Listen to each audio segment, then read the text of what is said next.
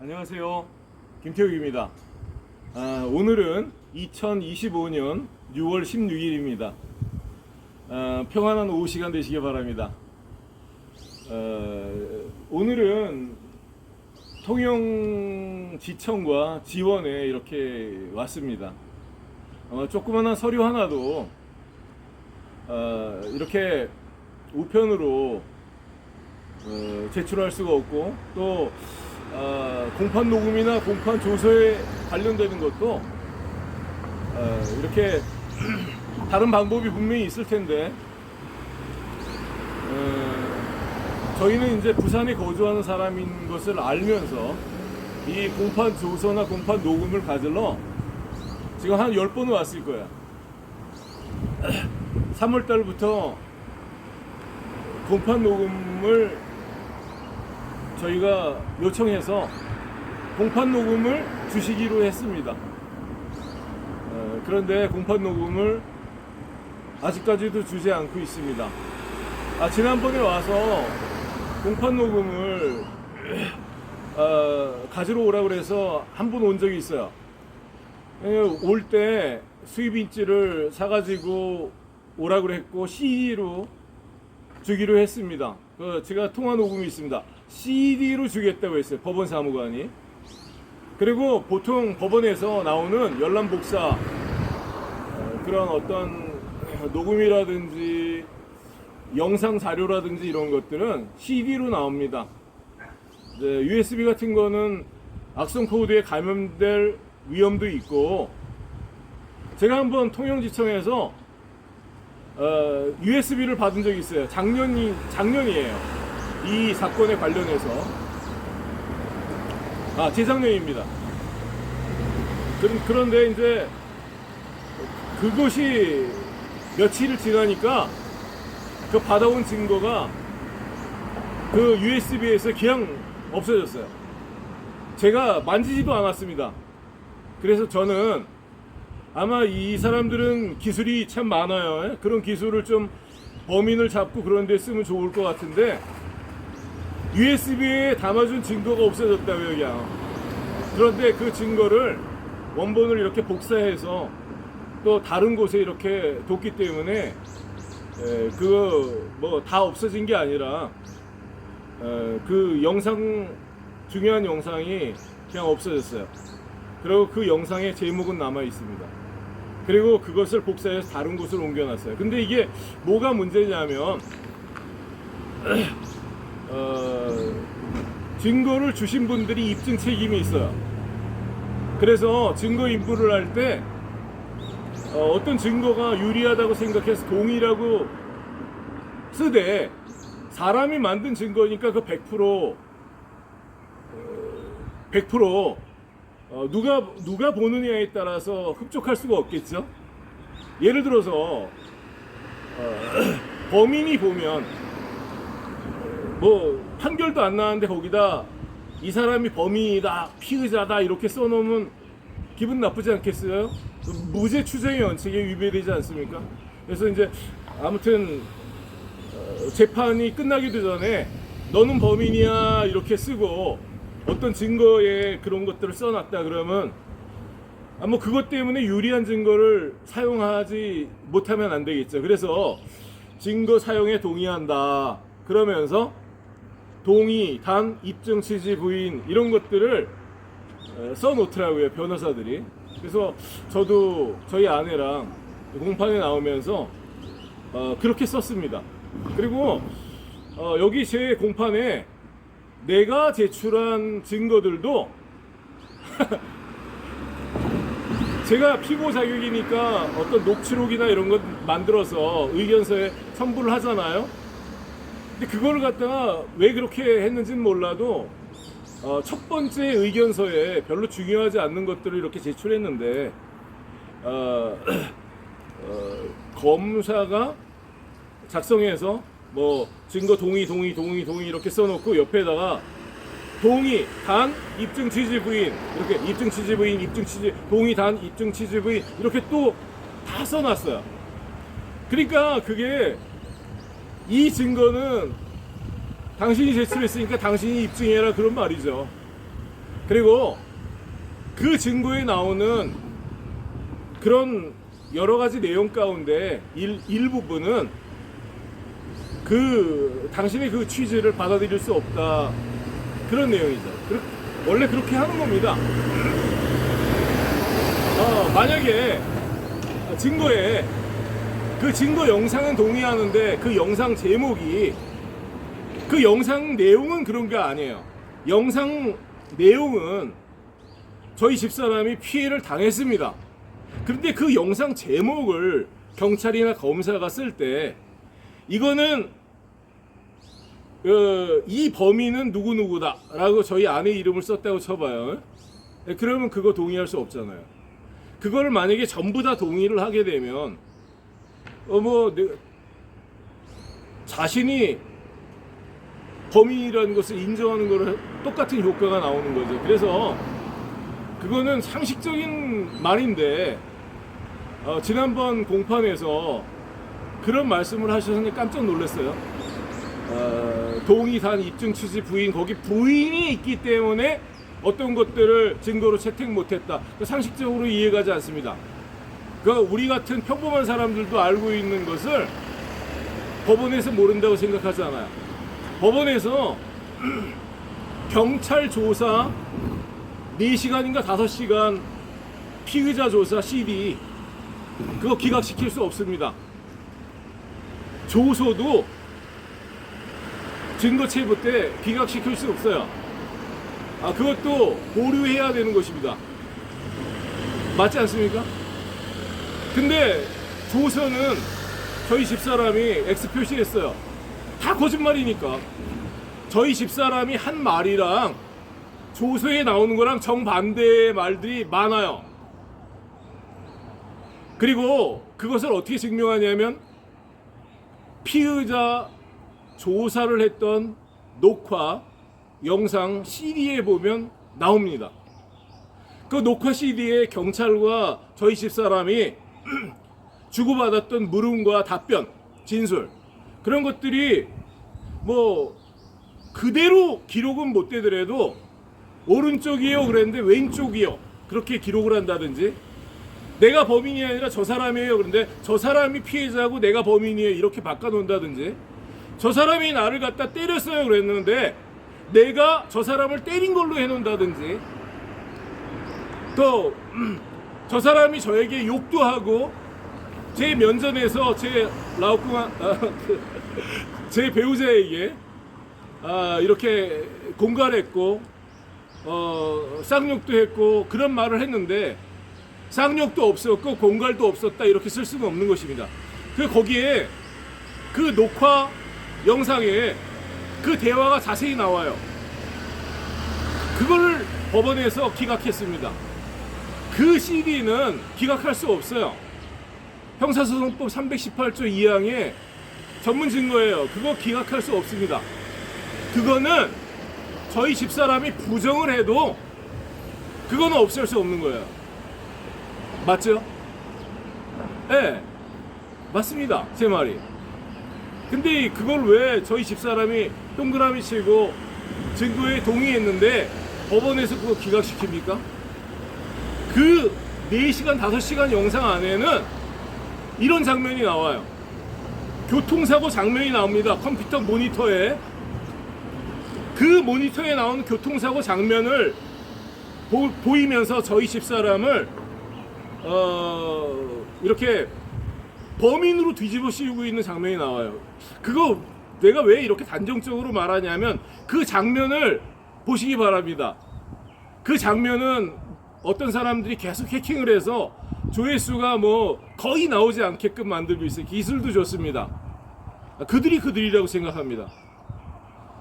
그 영상에 보면은 그 영상에는 저희 집사람이 운전하던 차 앞으로 보험 사기를 쳤던 사람이 앞지르기 중과실 12대 중과실입니다. 교통사고 처리특례법 22조 22조에 보면 4항인가 3항에 그런 내용이 있어요. 구부러진 길, 경사로 그런 곳에서 앞지르기를 할 수 없다는 그런 법조가 나옵니다. 앞지르기가 왜 중과실이냐면 차가 옆에서 이렇게 끼어 들어오면 시야에 들어와요. 근데 그것도 주교한 과실인데, 옆에서 끼어 들어오는 거, 직진하고 있는 차 옆에서 확 끼어 들어오는 거, 뭐 그렇게 해서 사고가 나면 상대방 과실이 크죠. 그렇지만 끼어들기의 경우에는 이렇게 직진하던 차도 어느 정도 과실이 나온다고 합니다. 그런데 앞지르기는 아니에요. 앞지르기는 뒤에 있던 차가 이렇게 옆을 지나서 앞쪽으로 온 거예요. 그렇기 때문에 시야에 들어오지 않고, 이게 순식간에 한 1초 동안 이루어진 일이기 때문에 이건 큰 대형 사고로 이어질 수밖에 없는 것입니다. 근데 경찰 조사 CD에 보면 그 모니터예요. 구부러진 길에서, 비탈길에서 상대방 차가 저희 집사람 타고 있는 차 뒤에서 옆을 지나서 앞쪽으로 들어오는 광경이 있어요. 근데 저희 집사람이 외국인이기 때문에 한국 도로교통법 법규를 잘 모르고, 그게 뭐가 뭔지 모르죠. 근데 그런 사람을 앉혀놓고, 아무것도 모르는 사람을 앉혀놓고 당신이 범인이라고, 여기는 뭐 길이 넓고, 도로교통법 22조에 길이 넓고 좁은 그런 것이 나옵니까? 거기는 1차선 편도도로고 도로교통법에 없는 말을 하지 마세요. 근데 이제 하다 안 되니까 법원에 와서 그런 것들을 기각시키는 것은, 이거 말이 안 되죠. 통영 지원에 계시는 여러분들도 언젠가 외국에 가실 것입니다. 그리고 외국에는 우리 국민들이 많이 체류하고 있습니다. 사업도 하고 있고 유학도 하고 있고 말이죠. 거기 가서 이런 죄로 뒤집어 쓰고, 마약범으로 간첩으로 말이죠. 그리고 뭐 어떤 절도범으로 뭐 그렇게 죄를 뒤집어 쓰고, 이런 식으로 지금 경찰과 검찰에서 그 조사 때 나오는 그 모니터에 분명한 상대방의 범죄가 나오는데, 그거를 갖다가 검찰에서 그거를 증거기록에 첨부해갖고 저희 아내를 약식 처벌을 했는데, 이제 정식 재판을 청구해서 지금 3년째입니다. 3년째. 지금 공판 조서도 안 주고 공판 녹음도 주지 않고, 나는 이 이유가 있다고 생각합니다. 이 공판이 진행될 때 큰 하자가 있어요. 첫째, 이게 너무 오래 진행됐어요. 그리고 이 공판이 진행되면서 출석 통지서, 그런 요구서, 그런 걸 몇 번을 보냈는데, 그렇게 그런 어떤 기일 변경이 아니라 출석하라고, 안 하면 체포하겠다, 이런 거는 처음에 보내는 거죠. 지금 몇 번을 보냈습니다. 몇 번. 그걸 보내면서 재판이 이렇게 장기화되고 있는 것을 숨기는 것 같아요. 틀립니까, 내 말이? 이런 사건이 횟수로 3년 갈 수 있는 사건입니까? 이거 여러분들 아시지 않습니까? 이거 교통사고 처리특례법 치상사건이라는 사건명이지만 이게 실제는 치상이 아니지 않아요. 이거는 상대방이, 물론 저는 경찰 조사 그런 것들을 볼 때 5사람이 다쳤다고 그러더라고요. 경찰 조사 CD에 보니까. 근데 공소장엔 4사람이 다쳤다고 나와요. 근데 상대방이 제출한 진단서, 그건 진단서도 아니라 그림이잖아요. 그거 진단서 원본 제출하라고 여러 번 말했는데 증거조사 깡그리 그냥 묵살하고, 그 사람들 아직도 피해자로 만든 이유가 무엇입니까? 그 사람들이 지금 피해자가 아니면 공소사실이 유지가 안 되는 거죠. 근데 어떻게 창피하지도 않습니까, 여러분? 어떻게 그 진단서도 아니고 그거 제가 볼 때 그 허위라고 보입니다. 그거 위변조된 증거라고 보입니다. 왜냐하면 진단서가 있으면 원본을 제출했겠죠. 수십 번을 말했습니다. 검찰 단계에서, 법원에서 증거 조사해야 되지 않습니까? 그래서 진단서가 없는데 허위의 진단서를 위변조에서 제출했다면 이거 왜 공판이 이렇게 길어집니까? 이거 대충 덮고서 그 사람들 피해자로 만들어야지. 이 중간에 있었던 모든 불법, 부당한 그런 절차, 그런 조작, 이걸 다 덮을 수 있는 거 아닙니까? 내 말이 틀립니까? 왜 공판 녹음을 주지 않는 것입니까? 그것도 3월 11일 공판 때 공판 녹음 다 주기로 약속하지 않았습니까? 왜 안 주는 것입니까? 왜 말을 바꾸는 것입니까? 공판 조서를 받으러 올 때 수입 인지랑 CD로 줄 테니까 이렇게 준비해 오라 그래서 오자마자 수입 인지 사서 제출했습니다. 그리고 주지 않았습니다. 그때 USB를 줘서 이렇게 보니까 그 안에는 내장된 공간을 볼 때 종이 2-3장 정도는 들어가도 녹음이 들어갈 수가 없는 용량이었습니다. 거기 아무것도 없는데 왜 CD를 받아오겠습니까? CD가 아니라 USB. 왜 그걸 받아오겠습니까? 그거 나중에 갖고 가면 줬다고 주장하겠죠? 그러면 내가 우리 집사람이 입증을 해야 되지 않습니까? 이거 왜 이런 짓을 하는 것입니까? 법원에서. 그래서 그 자리에서 그 녹음이 있는지 없는지 확인시켜달라고 그랬더니 확인을 시켜주지 않아요. 우리가 돈을 줄 때에도 얼마를 주면 얼마 금액이 맞는지 상대방에게 세보라고 하지 않습니까? 동일한 액수가 나오고 이상이 없을 때 그렇게 돌아갈 수 있는 거지. USB 주고 USB 이렇게 보니까 거기 아무것도 없는데, 거기에 나오지 않는데 비밀번호를 설정하고 앱을 다운받아야지 그걸 볼 수 있다 그러면 그 앱이나 비밀번호를 설정하는 과정 가운데 악성의 앱이라도 이렇게 다운을 받아서 컴퓨터 안에 들어와갖고 다 해킹을 당한다든지 하면 어떻게 하겠습니까? 우리가 어마어마한 비밀이 있는데 그거 보고 싶지 않습니까? 내 컴퓨터에 뚫고 들어와도 아무 소용없어요. 다 이렇게 해갖고 외국으로 갖다 놨습니다. 마음대로 하세요. 하지만 대한민국 열람복사법에 있는 대로 주기 바랍니다. 그리고 이미 4달을 끌고 있어요. 내가 그거 비교해야 되겠어요. 이 일은 그냥 넘어갈 수 없을 것입니다. 이렇게 3년을 끌고 사과 한마디 없이 이렇게 해서 저희 아내를 피의자로 이렇게 해서 판결을 한다면, 자 여러분 보세요. 법원에서 이렇게 하면 보험 사기꾼들이 보험금을 받아 챙겼잖아요. 그리고 또 저에게 저를 기망하고 보험 처리를 안 하는 것처럼 기망해 갖고 저에게 돈을 또 뜯어갔잖아요. 그 상대방 두 차에서 다 그런 짓을 했잖아요. 그러면 법원에서 피의자다.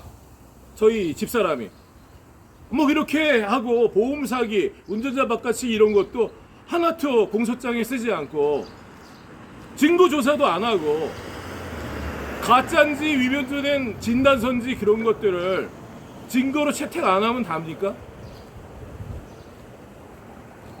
그 사람들을 피해자로 만들려면 다 증거 채택하기 바랍니다. 증거 목록 199개, 저희 집사람이 동그라미 한 거, 저희 집사람이 한 게 절대적이에요. 경찰 조사 CD 저희 집사람이 X 표시를 하고 증거 부인을 해도 그거는 전문 증거로서 그거 기각시킬 수 없고 그거 증거로 채택 아니할 수 없는 것입니다.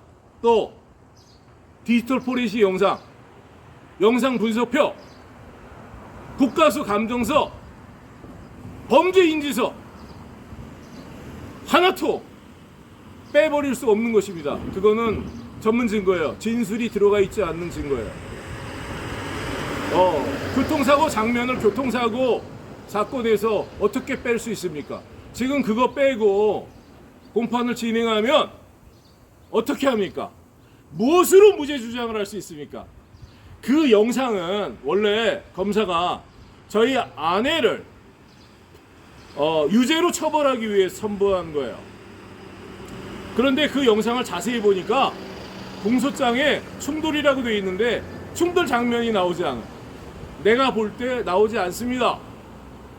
그리고 그것이 누가 보더라도 정상적인 상식을 가지고 경험을 가지고 볼 때 그걸 추돌이라고 볼 수 있는 사람이 없어요. 수사 서류에는 충돌이라고 되어 있어요. 공소장에는 충돌이라고 되어 있어요. 공소장에는. 그것도 틀립니다. 추돌은 뒤에서 저희 차가 일방적으로 앞에 있는 차를 부딪힌 거예요. 100% 저희 차 잘못입니다. 그런 명확한 장면이 없습니다. 교통사고 장면 가운데. 그리고 중요한 게 공소장이죠. 공소장에 충돌로 되어 있어요. 서로 다른 방향을 가는 차가 이렇게 부딪힌 게 충돌입니다. 그건 쌍방과실이죠. 그런데 그 영상에는 충돌 장면도 제가 확인할 수 없었습니다. 그러니까 그 영상을 지금 채택하지 않고 증인신문을 진행하는 것이라고 생각합니다. 아니, 증인신문을 할 때 뭘로 질문을 합니까? 교통사고 장면을 보면서 저게 충돌이에요? 그러면 당신은 교통사고를 조사한 조사관이라고 하는데 저기 나오는 장면이 당신이 수사보고서에 쓴 추돌 장면입니까? 그러면 당신은 추돌이라고 썼다, 충돌이라고 썼다, 여러 가지 충격이라고 썼다, 여러 가지 말을 썼는데 저게 뭡니까, 저게? 그리고 저걸로 말미암아서 여러 사람이 다쳤다고 22년 10월 20일 날 제가 3주 진단 중상을 입었다고 써놨어요. 보고서에. 그리고 상대방이 2주 진단을 진단이 나왔다고 세 사람을 써놨어요. 물론 저는 2주 진단, 3주 진단 그런 것들을 제출한 사실이 있는데 이 사건에 제출하지 않았습니다. 그리고 이 사건은 저희 아내가 범인이에요. 이건 조작됐기 때문에 이 사건 번호로 제출하지 않았고 저는 상대방 차량 사람들을 범인으로 특정해서 증거와 함께 이렇게 제출을 했습니다. 고소장도. 근데 제 고소장을 다 빼버리고 범죄 인지서를 통해서 완전히 엉터리 말을 써놓고 제 고소장을 제출하기 전후에 제출했던 그런 피해 자료들, 그것도 제 견적서는 빼버렸어요. 거기서 세 차가 부딪혔다면, 중상이 생겼다면 제 견적서도 넣어야죠. 제 견적서도 넣고, 왜냐하면 저는 피해자니까. 근데 제 견적서를 왜 뺐어? 나는 이렇게 생각합니다. 그 차는 저희 아내의 소유권이 있기 때문이죠. 그래서 저희 아내의 소유권이 있는데 충돌일 경우에 쌍방과실이면 저희 아내가 피해자가 되는 것이죠. 그럼 공소사실이 유지가 안 되는 거죠. 틀립니까, 내 말이? 저희 아내에게 죄를 뒤집어 씌우기 위해서 뺀 거 아닙니까? 저희 아내가 피해자가 되니까, 그럼 손괴 피해자가 되니까. 틀립니까, 내 말이? 그리고 내가 아프다는 거는 상대방 차가 앞지르기를 해갖고 이렇게 일어난 일이고, 내가 그 영상을 22년 11월 2일 날 통영경찰서에서 분명히 봤는데 그것을 지금 감추고 있습니다. 여기 증거 기록에 첨부하지 않았어요.